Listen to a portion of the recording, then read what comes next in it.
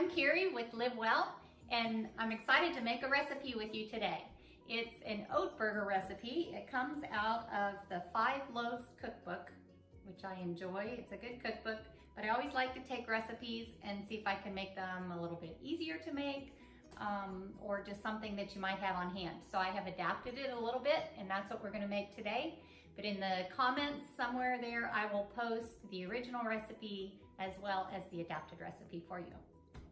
So we're going to start with some water.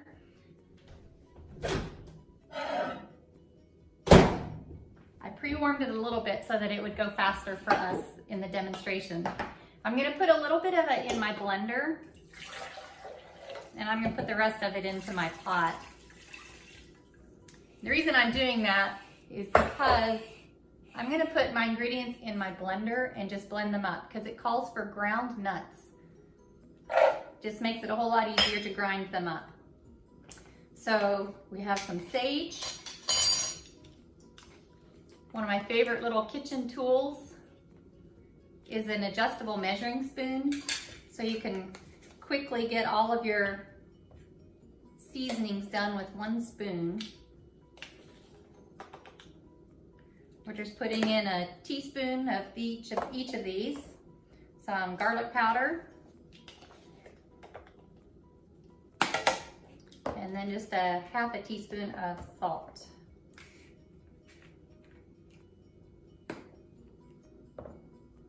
And it calls for some hickory smoke flavor. Haven't opened that yet. And I want to use a different spoon. I like to keep this one dry, so it calls for a teaspoon of smoke.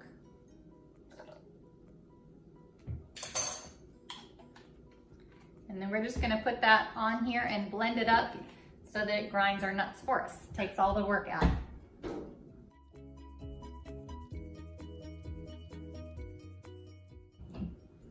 Okay. We'll put that in our pot with our water. And double check my seasonings. I think I might have left one out. We need yeast flakes. Nutritional yeast flakes are great for B vitamins, and they add just kind of a yummy flavor to different recipes. Some people say they're buttery. I don't know that I necessarily taste butter, but I do enjoy the flavor. So we're putting 3 tablespoons in there. We're going to put this on the stove.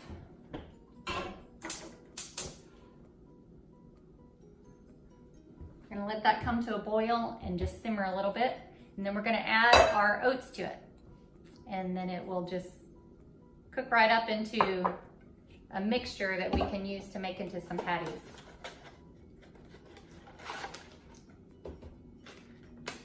To make this recipe simpler, we're actually going to add a package of onion soup mix.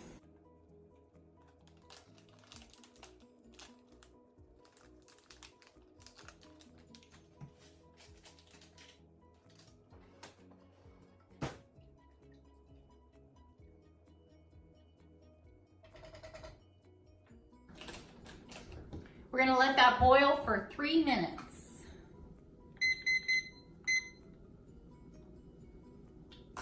Okay, so our 3 minutes is up. We're going to take our mixture off of the stove.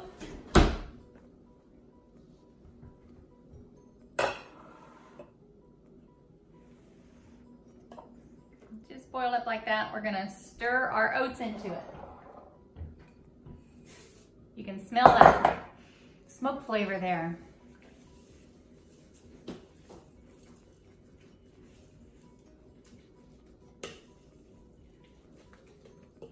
All right, so the original recipe, you just kind of do that. You stir and let it sit for a while.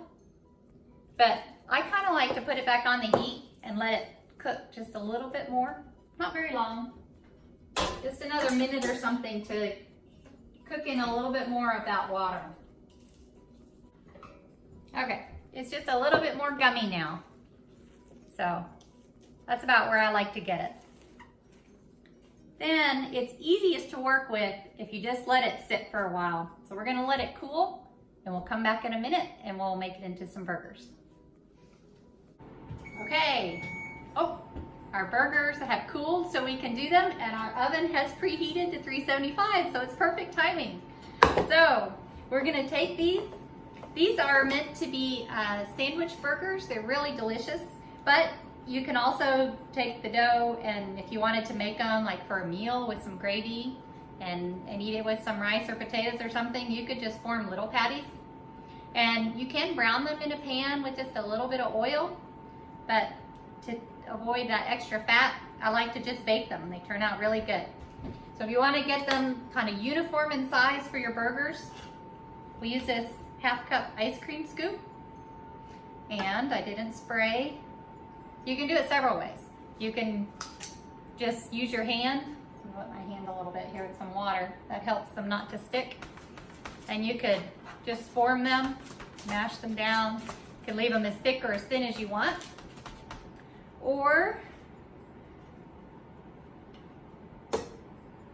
this little burger press here, which is just the same size as your burger buns, which is kind of fun.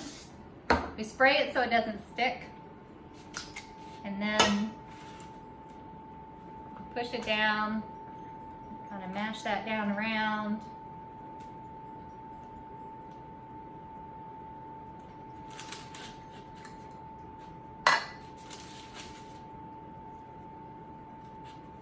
That makes them just the right size.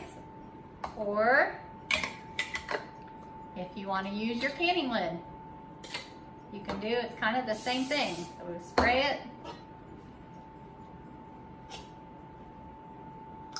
And put it in there. Mash it down.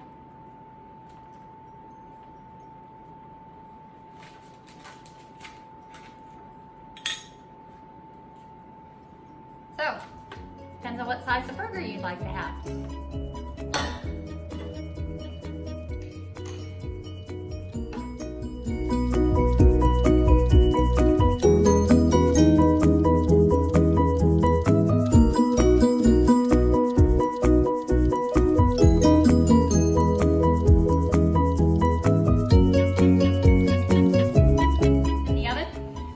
Parchment paper here. You could just use it on a spray pan too if you'd like to. It calls for cooking about 30 minutes, but I would watch it. I would definitely set my timer for 15 minutes, flip it over, and watch it, see if it needs that next 15 minutes. You want it to get browned on both sides. And as you can see, since I use different things to make my patties, some are thicker and some are thinner, so I'm gonna have to watch these two to make sure I don't overcook some of them. Set it for 15 minutes and then we'll flip them. Time to pull them out of the oven.